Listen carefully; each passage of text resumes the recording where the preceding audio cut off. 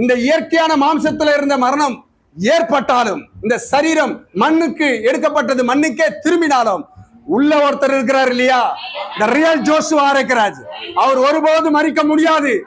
ஏன்? எப்ப அவர் நாமத்தையுமே நான் விசுவாசம் வைத்தனோ அப்பயே நான் நித்திய ஜீவனுக்குரியவனாய் மாறி போனேன். உங்களே அந்த அழைப்புக்கு தான் அழைக்கிறேன்.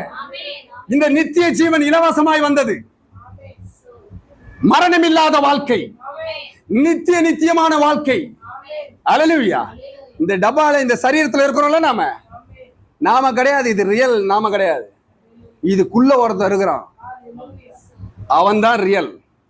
அவன் தான் பரத்திலிருந்து வந்தான், அவன் தான் பரத்துக்கு திரும்ப போவான்.